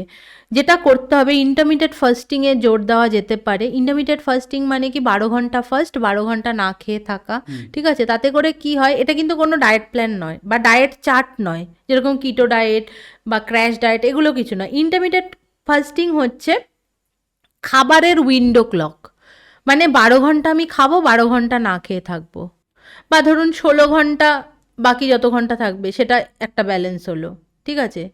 মানে 16-8 না 16, হ্যাঁ 16-8, ঠিক আছে। তারপর আরেকটা হতে পারে, ওইদিকে আপনার মানে ব্যালেন্সটা এরকম করতে হবে যে এতটুকু টাইম আমার ইটিং উইন্ডো, এতটুকু টাইম আমার ফাস্টিং উইন্ডো। ওকে, তাতে করে কি হবে, ক্যালোরি ডেফিসিয়েট হবে। তবে গিয়ে এই ক্যালোরি যখনই ডেফিসিয়েট হবে, ইনসুলিন স্পাইকটা ডাউন হবে। ইনসুলিন স্পাইকটা ডাউন হয়ে গেলে পরে আমাদের শরীর কোথা থেকে শক্তি দেবে, নিজেকে জমে থাকা ফ্যাট থেকে শক্তি দেবে। কোথায় ফ্যাট জমে রয়েছে, বেলিতে, থাইতে, হিপে, বাহুতে, এগুলো ব্রেকডাউন করে, ওই ফ্যাটগুলো ব্রেকডাউন করে এনার্জি প্রোভাইড করবে। ওকে, তাহলেই বেলি ফ্যাট ডাউন হবে। ওকে, একটা খুব কমন রোগ ধীরে ধীরে বেড়েছে বা খুব কমন ওয়ার্ড হয়ে গেছে, সেটা হচ্ছে ফ্যাটি লিভার। অনেক মানুষ আছে যারা অ্যালকোহল ছুঁই না, তাদেরও ফ্যাটি লিভার। একদম একদম একদম। এই ফ্যাটি লিভার কেন হয় এবং এখান থেকে বাঁচার জন্য কি ডায়েট প্রয়োজন? এই ফ্যাটি লিভার হয় চিনি সমান সমান ফ্যাটি লিভার। আচ্ছা, অ্যালকোহল সমান সমান যেরকম ফ্যাটি লিভার, আবার চিনি সমান সমান হচ্ছে ফ্যাটি লিভার। ওকে, ব্যাপারটা বোঝাতে পারলাম? একদম পুরোপুরি ক্লিয়ার। মানে এটা আমি জাস্ট একটা জিস্ট বললাম। ঘটনা হচ্ছে কি, আজকালকার দিনের মানুষরা বাইরের ফাস্ট ফুড, জাঙ্ক ফুড বা কেমিক্যাল যুক্ত খাবার, প্রিজারভেটিভ খাবার বা সব কিছুতেই তো বেভারেজ রয়েছে প্রচুর পরিমাণে, সব কিছুতে মানে প্রিজারভেটিভ অ্যাড করা থাকে প্রচুর পরিমাণে। তো ওগুলো যখনই আপনি খাবেন, ইনস্ট্যান্টলি খেতে থাকবেন, ফ্যাট স্টোরেজ কোথায় যাবে? ফ্যাটগুলো, ভিজারাল ফ্যাটগুলো যখনই বাড়বে তখনই ফ্যাটি লিভার হবে। ভেতরের ফ্যাট, কিডনি, লিভার, প্যানক্রিয়াস সব কিছুতে যখন ফ্যাট বাড়বে তখন আস্তে আস্তে আস্তে আস্তে ফ্যাটি লিভারের টেন্ডেন্সি বাড়বে। এটাই হচ্ছে কজ, আর কিচ্ছু না। সুতরাং আমি বলবো নিজেকে শুধরে ফেলুন, তাহলে লিভারও শুধরে যাবে। আজকের বর্তমান সময় মানুষ যেহেতু ঠিকঠাক ডায়েট করতে পারছে না, ঠিকঠাক খেতে পারছে না, ঠিকঠাক ম্যানেজ করতে পারছে না, কারণ সবাই একটা কিছুর উপর ছুটছে কোনো না কোনো কারণে, যার ফলে অনেক কিছু ব্র্যান্ড আছে যেটা মার্কেটে এসেছে, যার এক অংশ নাম হচ্ছে সাপ্লিমেন্ট, যে মানুষকে বোঝাচ্ছে তুই ভাই তুমি এটা খাও, তার ফলে এর পরিপূরক এটা হতে পারে। সাপ্লিমেন্ট কতটা ক্ষতিকারক, নাকি সাপ্লিমেন্ট সত্যিই মানুষের ওই সময়টাকে অ্যাডজাস্ট করতে পারে বা ওই খাদ্য তালিকাটাকে অ্যাডজাস্ট করতে পারে? ব্যাপারটা আমি একটু এইভাবে যদি বলি, ওই যে বললাম না আজ থেকে 10 বছর আগে মানুষের মধ্যে এত সাপ্লিমেন্টের প্রবণতা ছিল না। এবার সাপ্লিমেন্টটা কি সাপ্লিমেন্ট সেটা ম্যাটার করবে। ওকে, সাপ্লিমেন্ট মানে কি, এখন মানে আমি অন ক্যামেরা বলছি, মার্কেটে এখন অনেক এরকম এসছে মানে সো কল্ড প্রোটিন শেক, ঠিক আছে, অন ক্যামেরা বলছি, এটা আমি পডকাস্টেই বলছি। প্রচুর পেশেন্টের অভিজ্ঞতা দেখি তো, যে ম্যাডাম লক্ষ লক্ষ টাকা খরচা করলাম জানেন তো, আলটিমেটলি নেট ফল 0, ওয়েটটা কমে গেল, ওয়েট তো কমলো না, কমলো আমার ওয়াটার, চুল পড়া শুরু হলো, স্কিন কালো হয়ে গেল, ভিটামিন ডি ডেফিসিয়েন্সি হলো, ভিটামিন B12 ডেফিসিয়েন্সি হলো, তারপর আবার সেই সাপ্লিমেন্ট কোম্পানি বলছে যে আমাদের এই ভিটামিন ডি সাপ্লিমেন্ট আছে, B12 আছে। ব্যাপারটা যদি আমি এবার ঘুরিয়ে দাঁড়াই, ব্যাপারটা কি দাঁড়াচ্ছে? বিজনেস। একদম। আপনি এগুলো করতে পারেন, এই সমস্ত প্রলোভনে পা না দিয়ে আপনি এটা এরকম করতে পারেন। ধরুন আপনি green tea is not a supplement, aloe vera juice is not a supplement. এখন তো সিডস পাওয়া যায়, যেরকম পিসিওডি পেশেন্টের ইস্ট্রোজেন প্রোজেস্টেরনের ব্যালেন্স ঠিক করে বিভিন্ন রকম নাটস এবং সিডস, ন্যাচারাল জিনিস, it's not a supplement. Chia seeds, it's not a supplement. Basil seeds, it's not a supplement. সেগুলো ন্যাচারাল একদম। Apple cedar vinegar, it's not a supplement. What is supplement তাহলে? এটা খাও, এত দাম, এত কেজি ওয়েট লস করবে এটা খেলেই। Slimming tea is a supplement, so called protein shake is a supplement. ওগুলো খেলে ওয়েট লস হবে, ওগুলো শুরু করলে ওয়েট এমনভাবে গেইন করবে, সেই গেইন করা ওজনটাকে কমাতে গিয়ে ডায়েটিশিয়ানদের মানে একেবারে বড় করে দিন। মানে না ব্যাপারটা সেটা না, ব্যাপারটা সেটা না। দেখুন, যখন ওগুলো খেয়ে ওয়েট লস হলো, ভালো কথা হবে, কিন্তু এবার ওগুলো হাজার হাজার মানে অনেক টাকার ব্যাপার, সেগুলো কি আপনি কন্টিনিউ করতে পারবেন? আপনি তো বাঙালি, আপনি তো অন্নপ্রাশন হয়েছে, ভাত খেয়ে বড় হয়েছেন, আপনি ভাত ঠাত খেয়ে ব্রেকফাস্টে আপনাকে বললো এই একটা পাউডার দিলাম, গুলিয়ে আপনি খাবেন, আর কিছু খাবেন না। এই একটা ড্রিঙ্ক দিলাম, এই ড্রিঙ্কটা আপনি খাবেন, আর কিছু খাবেন না। আপনি কি ওই জিনিসটা সারা জীবন করতে পারবেন বলুন? আমাদের নেচারটাই তো আলাদা, আমাদের নেচার আলাদা, আমরা ওগুলো পারবো না। আমাদের মাইন্ডসেট কি ওরকম? না। পারবো আমরা পারবো না। আমি ওর জন্যই বললাম না এটা আমি আমার দরকার এগুলো বলা, ঠিক আছে? মানে এগুলো আমি পেশেন্ট দেখতে দেখতে অভ্যস্ত, তো আমার রাগ হয়ে আছে যে ভাই এইটা করো না, এটা করো, এতে আমার পেশেন্টটা হার্মফুল হয়। আমি ওটাই বলছি যে মানে অ্যাটলিস্ট ক্ষোভটা রয়েছে যে এটা করো না, এটা করো না। It's not a solution, it's not a sustainable solution. কষ্টগুলো জমে রয়েছে কোনো না কোনো জায়গায়। দেখুন, আমি আমার প্রফেশনটা ইজ নট আমার শুধু পেশা, এটা আমার নেশা, এটাকে আমি ভালোবাসি। আমার পেশেন্টরা যখন ভালো রেজাল্ট পায়, এই সেদিনকে জ্যোৎস্না মিত্র বলে ওনার হাঁটুর অপারেশন করতে হবে, ওনাকে ডাক্তার বলে দিয়েছে 14 কেজি ওয়েট লস করতে হবে। আমার অ্যাসিস্ট্যান্ট জানে, ও তো আমার সাথে থাকে সব সময়। ওই ভদ্রমহিলা আমার পেজে ফিডব্যাকও রয়েছে, উনি অলরেডি 12 কেজি ওয়েট লস করেছে উইদাউট এনি সাপ্লিমেন্ট খেয়ে, তার নি রিপ্লেসমেন্ট হয়েছে, সে ভালো আছে। কিন্তু একটা মানুষের সাপ্লিমেন্ট খেয়ে হাঁটুর ব্যথা হয়ে যাচ্ছে, অস্টিও আর্থারাইটিস হয়ে যাচ্ছে। বললাম যে তারপরে কি ডায়েটিশিয়ান কাছে দেন, সেখানে কি ডায়েটিশিয়ানকে পে করুন, সেটা না করে প্রথম থেকে রুটিনে চলুন। আমি ওইটাই বলতে চাইলাম যে অ্যাটলিস্ট আমরা প্রথমে কি মানে আমরা চাক চমক অ্যাড বাকি সব থেকে এত প্রভাবিত হয়ে যাই, যেখানে আমরা ওয়েট লসের জন্য নানা রকম সাপ্লিমেন্ট নিয়ে থাকি, যেটা মার্কেটিং এর উচিত না। দেখুন আমি একটা কথা বলি, অ্যাজ আ ক্লিনিক্যাল ডায়েটিশিয়ান, ঠিক আছে, আমি কোনোদিনও কোনো সাপ্লিমেন্ট প্রেসক্রাইব করি না, বেসিক জিনিস প্রেসক্রাইব করি, যেরকম ন্যাচারাল জিনিস যেগুলো আমি বললাম, ক্যামোমাইল টি, হ্যান ত্যান, সেগুলো আপনারা মার্কেটে যে কোনো দোকানে কিনতে পাবেন। নট নেসেসারি যে পার্টিকুলার ব্র্যান্ডের নিতে হবে, এরকম নেসেসারি নয়। কিন্তু শুধু সকলকে একটাই কথা বলবো, সাপ্লিমেন্ট না নেওয়া ভালো। Supplement is not a long time solution. মানে সাপ্লিমেন্ট নিয়ে ডাক্তারকে টাকা না দিয়ে আগে সাবধান হয়ে যান বেসিক্যালি। ডাক্তারের কাছে গেলে তো সেই ডেফিসিয়েন্সির জন্য ওষুধই দেবে, তারপর আবার আপনাদের কাছে আসবে, আবার আসবে, মানে ওই ঘুরে ডাইরেক্ট আসুন। আমি ওটাই বলতে চাইলাম যে ডায়েটিশিয়ানের বড় লক্ষ্য, আমি ওটাই বলতে চাইলাম যে আপনার সব দিক ঘুরে আসুন। আপনার যদি মনেই হয় যে আপনি ওজন কমাবেন, আপনি শরীরের প্রতি যত্নশীল হবেন। দেখুন আরেকটা কথা বলি, ওজন কমানোর ব্যাপারটা আসলো, অনেকে ভাবে কি ডায়েটিশিয়ান মানে রোগাকে মোটা করে বা মোটাকে রোগা করে। আমি একটা কথা বলি, আমার পেজ যারা ফলো করে, you and yours nutritionist page, ওখানে আমি পুঙ্খানুপুঙ্খ বলি ডায়েটিশিয়ান মানে কি কনস্টিপেশনকে রিকভারি করবে, ডায়েটিশিয়ান মানে কি আপনার সুগারকে কন্ট্রোল করবে, ডায়েটিশিয়ান মানে কি আপনার হাঁটুর ইনফ্লামেশন কোন ভিটামিন মিনারেলের অভাবে হচ্ছে সেগুলোকে রিকভারি করবে। এক কথায় বলতে গেলে আপনাকে ফিট রাখবে। এক্স্যাক্টলি আপনার ব্লাড রিপোর্টগুলো ঠিক রাখবে, যাতে আপনার বাকি জায়গায় টাকা কম দিতে হয়। হ্যাঁ, মানে আপনার পথ্যটা তৈরি করে দেবে, হেলদি পথ্য। বর্তমান সময় ম্যাক্সিমাম মানুষই বসে কাজ করে, যেমন আমি প্রায় 10 থেকে 12 ঘন্টা বসে থাকি, এটা আমার রুটিন। আমার মতো হাজারো মানুষ আছে যারা বসে কাজ করে, যার ফলে কি তাদের হাঁটুর ব্যথা, মাজার ব্যথা, নানা রকম সমস্যা হয়। এদের কিভাবে থাকা উচিত, বেসিক্যালি কি নিয়ম মানা উচিত? দেখুন এই যে আমরা বসে পডকাস্ট করছি না, আপনি একটু পাটা দোলাতে পারেন তো? একদম পারেন, এটাও কিন্তু এক প্রকার ওয়ার্কআউট।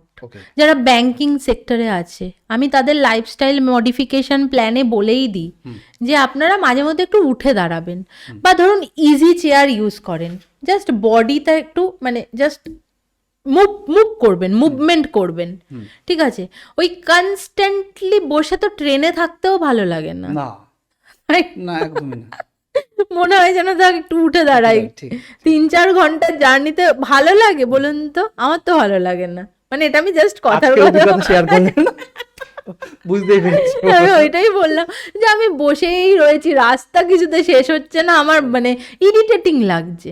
আমি মুভমেন্ট চেঞ্জ করা দরকার, সব কিছুর মুভমেন্টটা চেঞ্জ করা খুব জরুরি। এই যে আপনাদের সেট আপটা পুরো বদলে গেছে এখন, আগের বার অন্যরকম ছিল, এগুলো দরকার আছে, এগুলো মানে জীবনেও যেরকম দরকার আছে শরীরেও দরকার আছে। একদম একদম লাস্ট একটি প্রশ্ন আপনাকে, সেটা হচ্ছে অনেক নিউজে আসে যেখানে ডায়েটিশিয়ানদের টিপস নিয়ে তার ক্ষতি হয়েছে।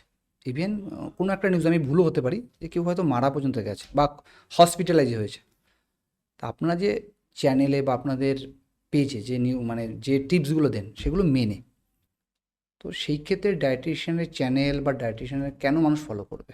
দেখুন আপনাকে একটা কথা বলি, এখন সবাই ডায়েটিশিয়ান। আচ্ছা, জানেন তো? একদম সোশ্যাল মিডিয়াতে সবাই ডায়েটিশিয়ান, সবাই সব পণ্ডিত, সবাই সব পণ্ডিত, সবাই সব জানে, সবাই সবাইকে অ্যাডভাইস করে। কিন্তু আমি একজন ক্লিনিক্যাল ডায়েটিশিয়ান, আমার দীর্ঘ 14 বছরের অভিজ্ঞতা, আমি আমার ভিতটা নিউট্রিশন নিয়ে, 11-12 graduation, MSc, internship NRS medical college থেকে, বম্বে থেকে ডায়াবেটিস এডুকেটর, তারপর এত বছরের আমার প্র্যাকটিক্যাল জার্নি। সুতরাং আমি যেটা আমাদের পেশেন্টদের সাজেস্ট করি, মানে যদি কেউ আমার পেশেন্ট থাকে নেগেটিভ কমেন্ট করতে পারেন আমাকে যে আপনার কোনো ক্ষতি হয়েছে, আমার যদি কোনো পেশেন্ট থাকে, আমার মনে হয় না কেউ কমেন্ট করবে বলে, যদি আমার শত্রু না হয়, এটাও বলে দিলাম। তো একজন ক্লিনিক্যাল ডায়েটিশিয়ান যখন আপনাকে গাইড করবে, আগে বুঝুন কে অরিজিনালি ডায়েটিশিয়ান, কে অরিজিনালি পুষ্টিবিদ। একটা সাধারণ মানুষের এটা তো বোঝা সম্ভব নয়। আপনাদের চ্যানেল বা যারা ডায়েটিশিয়ান টিপস দেয় তাদেরকে ফলো করে ভালো লাগলো সেটা ম্যানেজ করতে সেটা কি নেওয়া আদৌ ঠিক কি ঠিক না? একদম ঠিক নয়। ওকে, একদম ঠিক নয়। মানে আমরা আপনার চ্যানেল দেখে আমরা টিপস নেব না? টিপস নেবেন কিন্তু কাস্টমাইজড ভাবে অ্যাপ্লাই করবেন, ওগুলো তো জেনারেল গাইডলাইন দেওয়া হয়।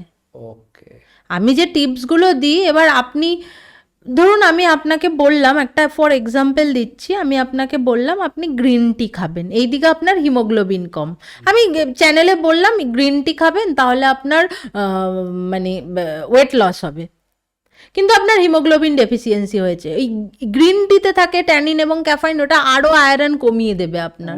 তাহলে বুঝলেনটা কি? আবার ধরুন আপনার ভিটামিন ডি ডেফিসিয়েন্সি, আমি আপনাকে বলেছি যে আপনি দুধ খাবেন, বা কেউ আপনাকে বলে দিল ডি কম তো তুই দুধ খেয়ে নিবি, পেশেন্টের রয়েছে ল্যাকটোজ ইনটলারেন্স, দুধ সহ্যই হচ্ছে না, তাহলে সে কি খাবে? ওই কাজগুলোই আমাদের। এবং এগুলো তারা ক্লিনিক্যালি ট্রিট করে যারা ক্লিনিক্যাল পার্টটা দেখে, শুধু ওয়েট লস বা ওয়েট গেইনে নজর দেয় না। বর্তমান বাজারে যে ওয়েট লস আর ওয়েট গেইন নিয়ে এত বড় মার্কেট তৈরি হচ্ছে, যে নানা রকম চ্যানেল, নানা রকম সংস্থা, নানা রকম কোম্পানি আসছে, সেটা কতটা সঠিক আপনার কি মনে হয়? আমি একটা কথা বলবো, যেটা একটা রেজিস্টার্ড নাম্বার থাকা অবশ্যই দরকার। যাদের আমি টিপসটা নেব বা যার কাছে দেখুন, আমি নর্মালি বলছি যে ইন্ডিয়ান ডায়েটেটিক্স অ্যাসোসিয়েশন, আমাদের একটা অ্যাসোসিয়েশন আছে। আমরা অরিজিনালি যারা ডায়েটিশিয়ান, যারা ক্লিনিক্যাল ডায়েটিশিয়ান, তারা ওই ইন্ডিয়ান ডায়েটেটিক্স অ্যাসোসিয়েশনের মেম্বার। সেখানে অন্য লোক চান্স পাবে না, যারা ডায়েটিশিয়ান নয় তারা ওখানে অ্যালাউ হবে না। তাদের একটা ওখান থেকে একটা রেফারেন্স নাম্বার বা একটা রেজিস্টার্ড নাম্বার থাকে। এটা একটু যাচাই করে নেবেন যে সে নিউট্রিশনে এমএসসি, বিএসসি বা ইন্টার্নশিপ কোনো মেডিকেল কলেজ থেকে, বা তার অভিজ্ঞতা কতদিনে, তার পেশেন্ট ফিডব্যাক কেমন, তার পেশেন্টরাই বলে দেবে।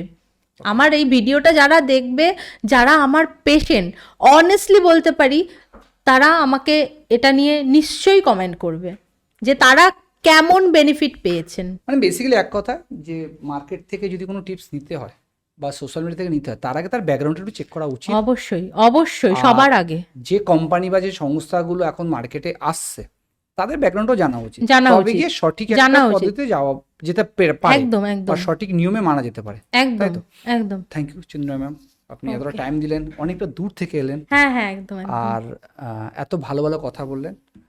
যদি এই পডকাস্টটিতে আরও বেশি কমেন্ট আসে মানুষের, যদি আরও বেশি জানার ইচ্ছা থাকে মানুষের, তবে আবার আসতে হবে আপনাকে। ঠিক আছে, ভালো থাকবেন। এই আসার জার্নিটাই কষ্টকর। হ্যাঁ, আপনিও ভালো থাকবেন। খুব কষ্টকর, কিন্তু চেষ্টা করছি তাদের সলভ করার। আর ওভারঅল থ্যাংক ইউ আপনার বইটার জন্য। যদিও স্বাস্থ্যকর মানে বাঙালি খাবারের মাধ্যমে স্বাস্থ্যকর ওজন কমানো, জানি না আমার কতটা কাজে লাগবে, বাট অনেক মানুষের কাজে লাগবে। আপনার সমস্ত যারা আপনার সাথে কাজ করে তাদের হয়তো কাজে লাগতে পারে। ঠিকই তাই। ঠিক আছে, ভালো থাকবেন। ধন্যবাদ।